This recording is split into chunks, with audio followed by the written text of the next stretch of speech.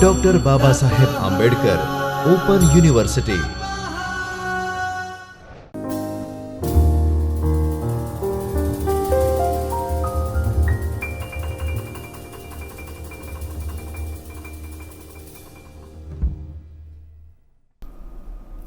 Namaskar, I, Dr. Darshna Dalwadi, is welcoming you all to the lecture series of Principles of Cybersecurity from Chaitanya Studio of Dr. Babasaheb Ambedkar Open University.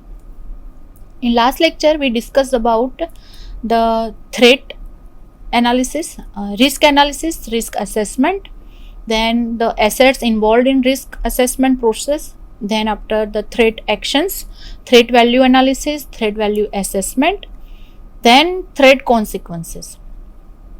Now today we are going to see that what are the threat actions. Already this we have discussed, but just we are taking the overview that what do we mean by threat action.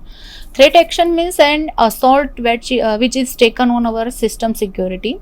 That then threat analysis we have, that is an analysis of the probability of occurrences and consequences of damaging actions to a system. Then after we have threat consequences. Threat consequences means a security violation that results from a threat action. We may have 4 type of threat consequences. It may be disclosure, it may be deception, it may be disruption, and it may be usurpation. Now this first thing we have already discussed, but today we are just having the overview that what is the threat action and what will be the threat consequence. Suppose threat action means you can consider it as an attack also.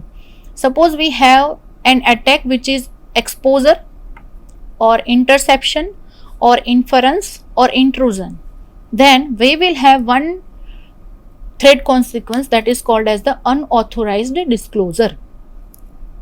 Now exposure means what we have already seen, but just to have a look we are taking it today also. Exposure means sensitive data are directly released to an unauthorized entity. Second thing we have, that is inception. Inception means an unauthorized entity directly accesses sensitive data traveling between authorized sources and destinations. Then after we have inference. Inference means what? A threat action whereby an unauthorized entity indirectly accesses sensitive data by reasoning from characteristics or by products of communication. And intrusion is an unauthorized entity gains access to sensitive data by circumventing a system's security protections.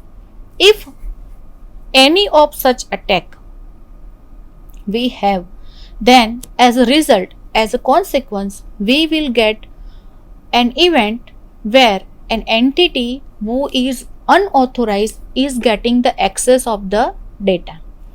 After that we are having second type of consequence, that is the deception. Now when we will get deception? If we are having the attack as masquerade, if such type of attack is there.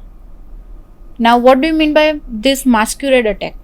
An unauthorized entity gains access to a system or performs a malicious act by posing as an authorized entity.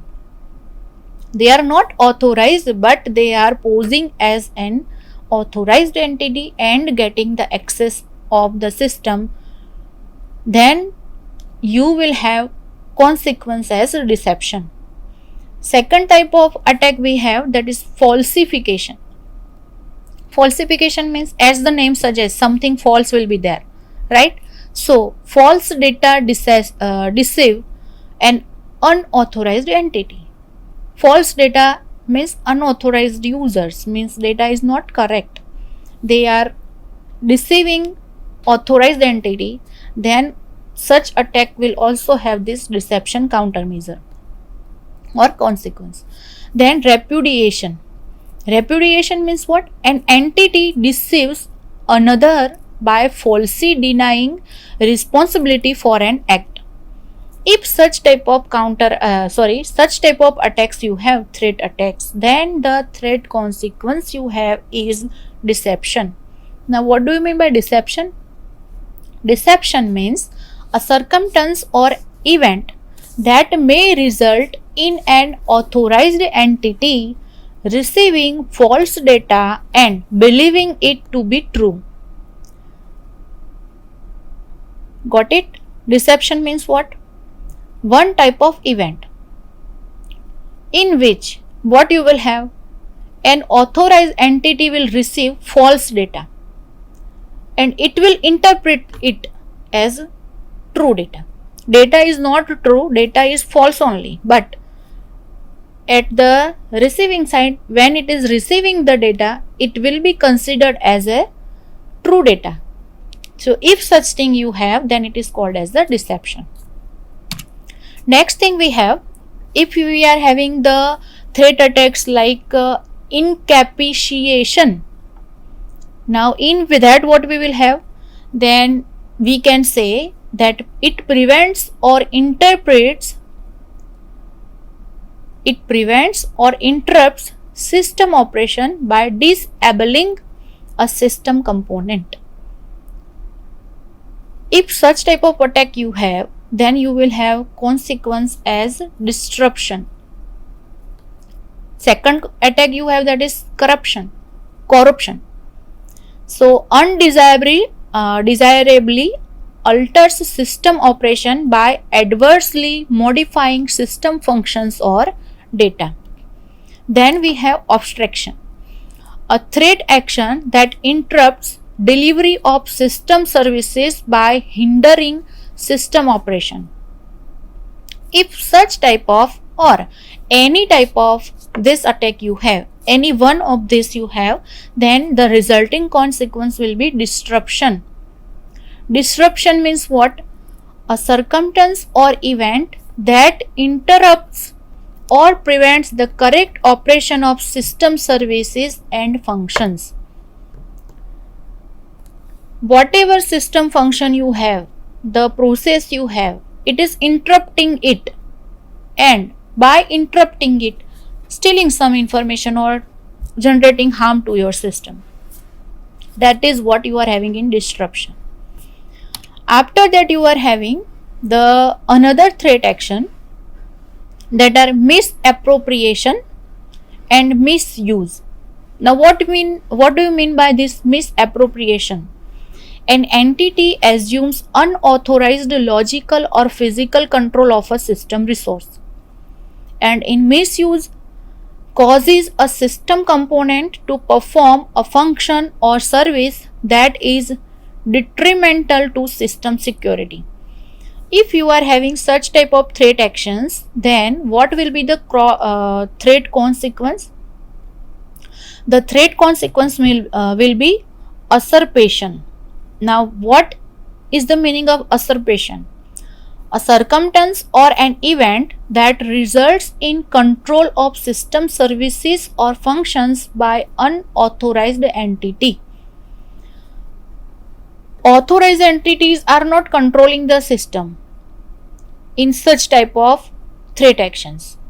Unauthorized entities who are not having access of such system, they are controlling the whole system. If this will happen if you are having the threat action or threat attack as a misappropriation or misuse. Now these are the threat actions and consequences based on RFC 2828.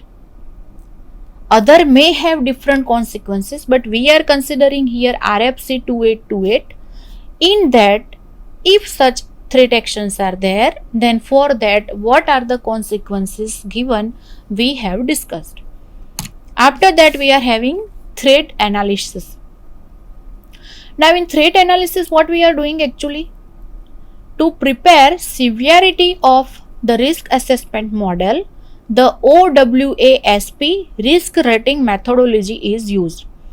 Now as we have seen that in risk assessment equation we were having different terms. Now for that terms we were having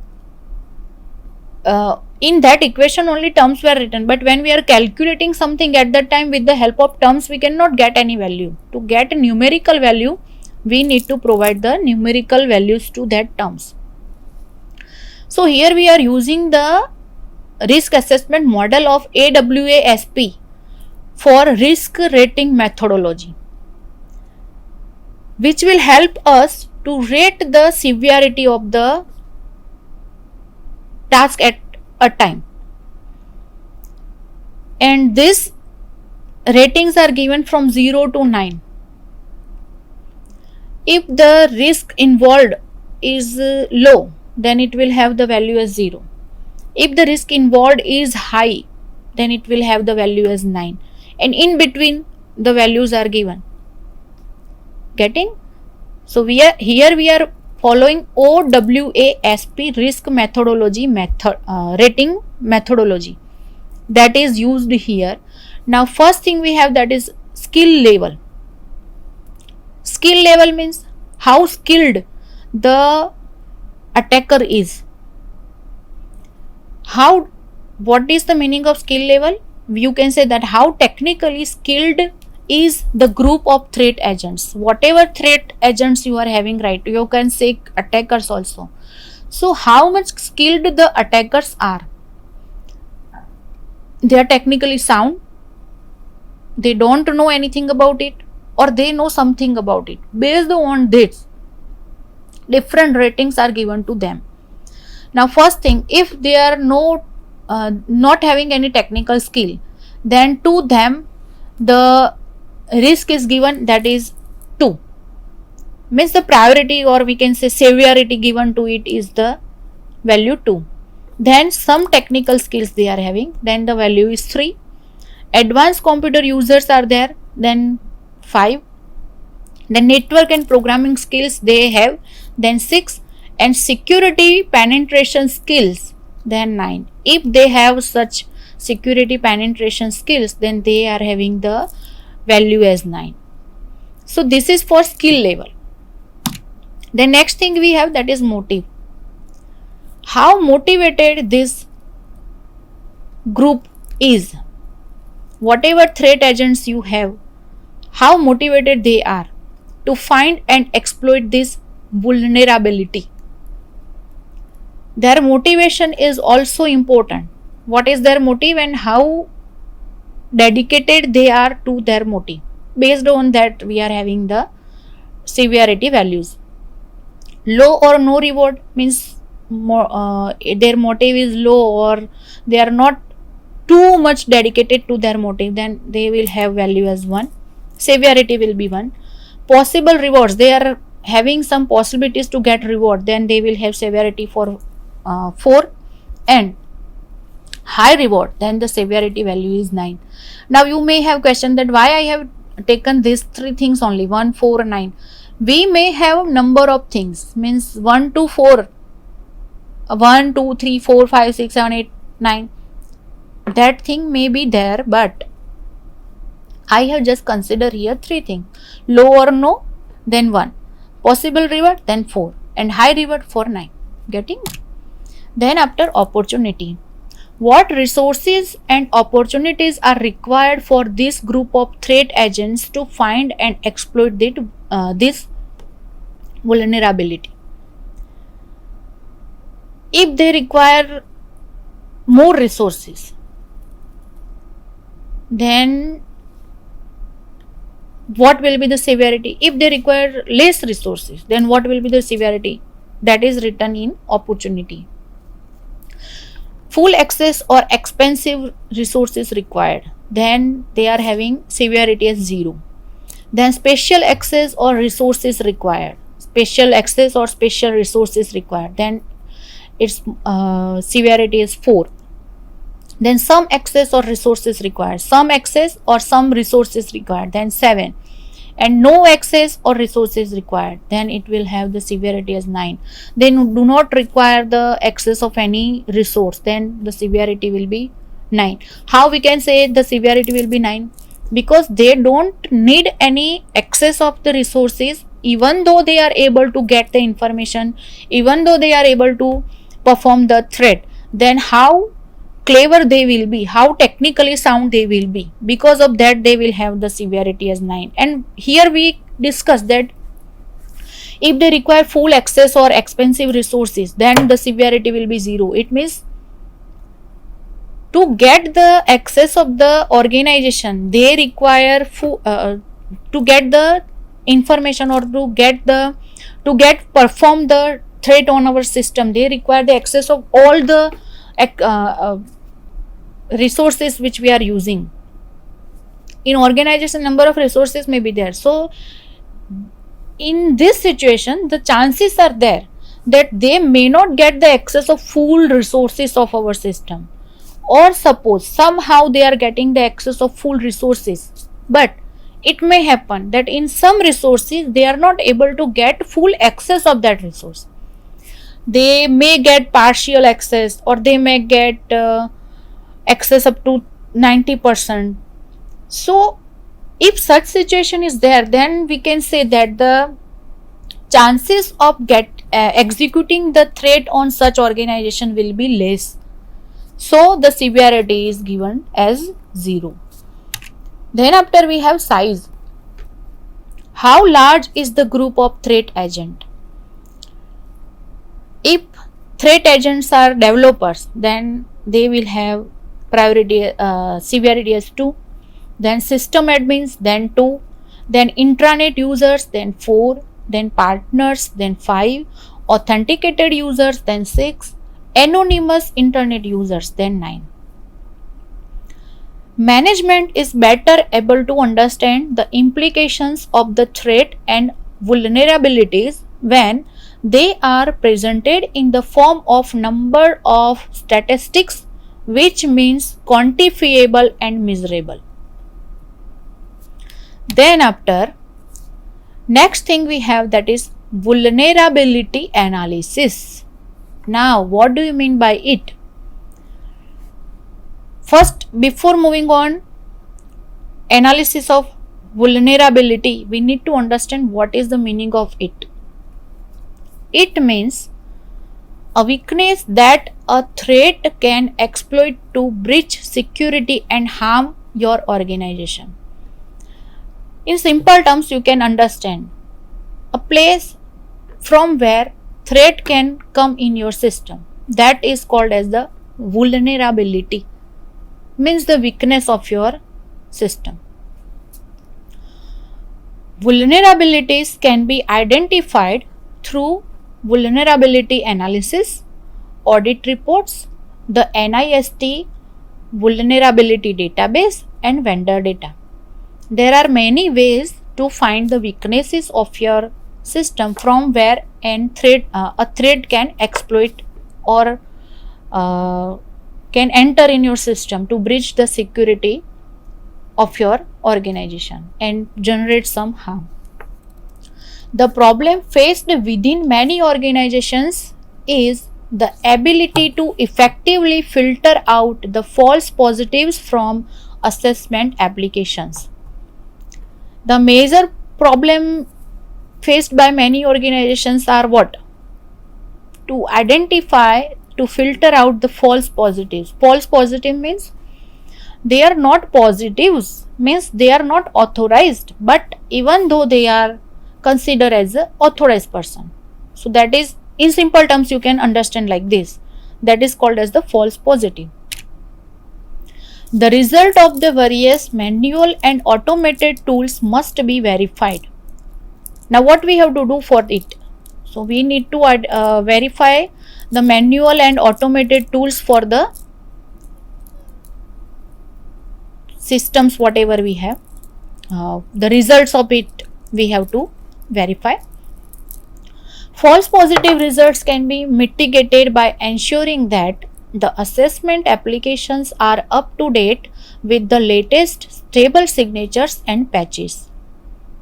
There are two ways penetration testing and vulnerability analysis can be done. Two ways are there to do this analysis. First one is with having the knowledge of the system and topology. You have the knowledge of the system, you know how the system is working and what are the topology used in it. And second one, another with zero knowledge, which is mostly conducted externally, known as black box testing.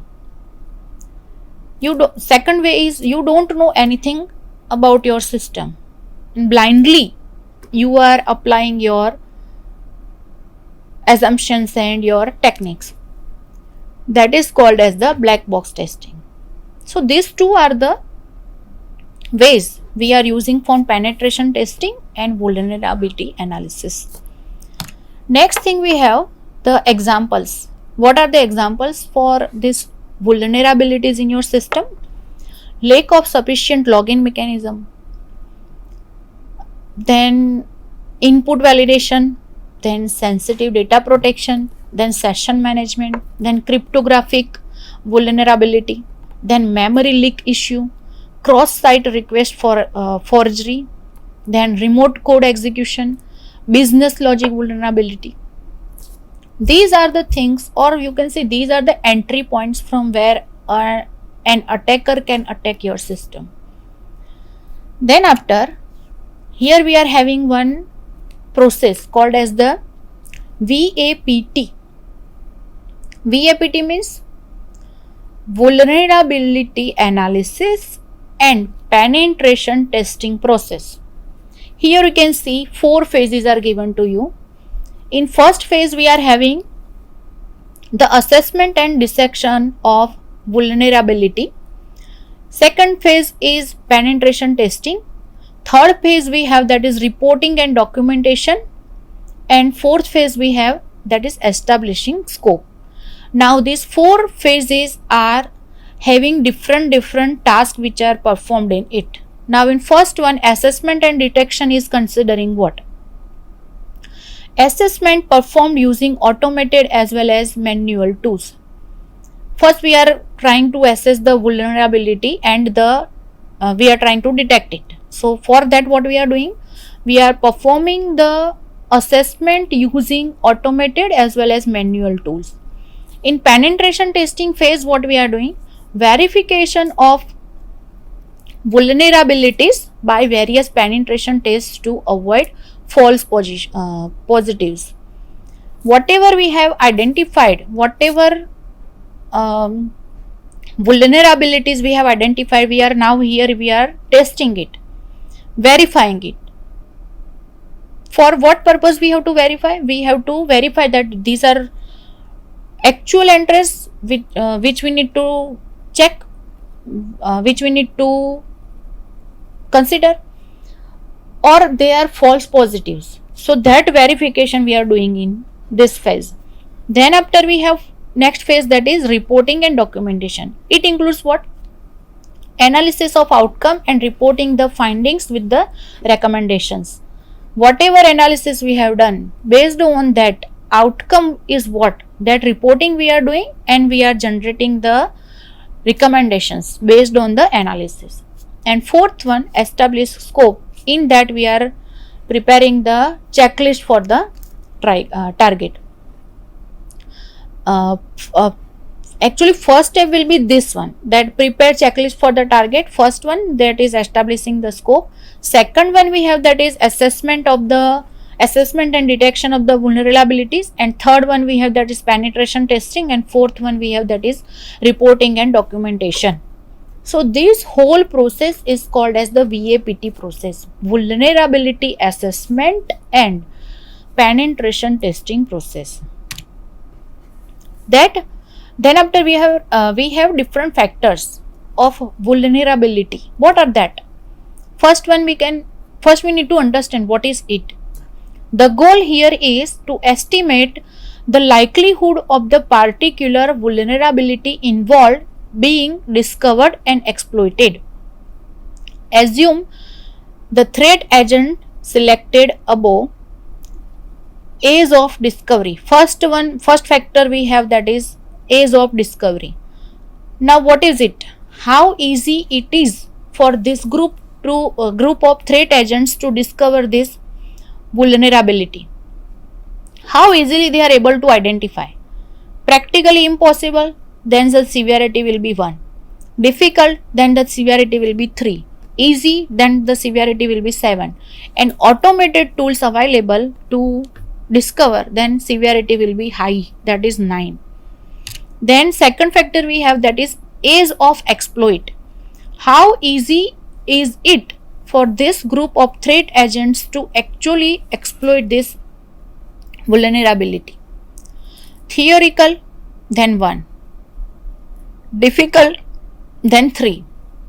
Easy, 5. Automated tools available, then 9. After that we have awareness. How well known is this vulnerability to this group of threat agents? How familiar this group of threat agent is with this vulnerability? Then if they are unknown, then they will have severity as 1. Hidden, then severity will be 4. Obvious, then severity will be 6. And public knowledge, then severity will be 9. Means public knowledge means most of the people are knowing it, then severity will be 9. Next factor we have, that is intrusion detection. How likely is an exploit to be detected? Active detection in application, then severity will be 1. Logged and reviewed, then severity will be 3. Logged without review, then severity will be 8. And not logged, then severity will be 9. These are the factors we are having for vulnerability. Now next thing we have, that is estimating impact. Estimating impact means what? Now whatever we have, based on that, what are the impact we are getting? When we are estimating it, what we need to consider? When estimating the impact of the successful attack, it is important to consider the technical impact and business impact. Now in technical impact factor, what we need to understand? The goal is to estimate the magnitude of the impact on the system if the vulnerability were to be exploited. In that we can have loss of confidentiality. How much data could be disclosed and how sensitive the data is.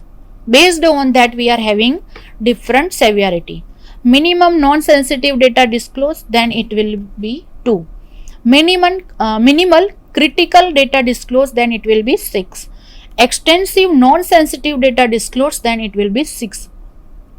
Extensive critical data disclosed, then 7.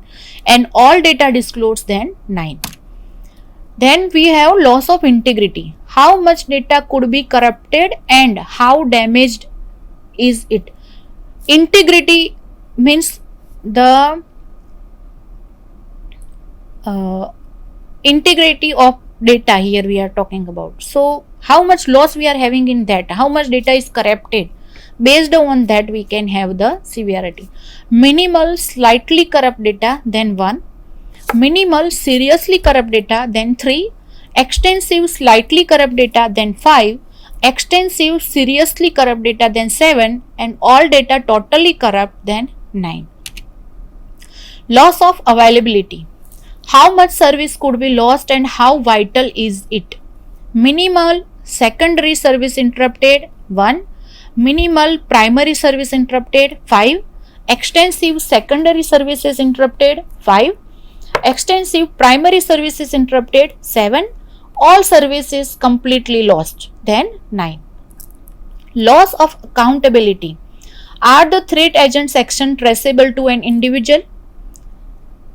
Fully traceable, then 1. Possibly traceable, then 7. Completely anonymous, then 9. Then business impact we have. Now in business impact factor, what we are considering? Business impact requires a deep understanding of the different operations on which the company is working and gets maximum return of investment. Some of the common impact factors are financial damage. How much financial damage will result from an exploit? If less than the cost to fix the vulnerability, then 1. Minor effect or annual profit, then 3. Significant effect on annual profit, then 7. And bankruptcy, then 9. Then reputation damage. This is also considered as an factor. Would an exploit result in reputation damage that would harm the business? If minimal damage is there, then 1, loss of major accounts, then 4, loss of goodwill, then 5, and if brand is damaged, then it will have the risk of 9. Then non-compliance. How much exposure does non-compliance introduce? Minor violation 2, clear violation 5, high profile violation 7. Then we are having privacy violation. How much personally unidentifiable information could be disclosed? 1 individual, then 3, hundreds of people 5, thousands of people 7, and if it is disclosed to million of people, then 9. Then after we are having the severity of the risk. Now the severity of the risk can be obtained by combining the different impact factors. It is divided into 3 parts from 0 to 9 scale: low, medium or high, as shown in the figure. We can see here we are having impact factor and impact levels. If it is 0 to 3, then it will have low impact.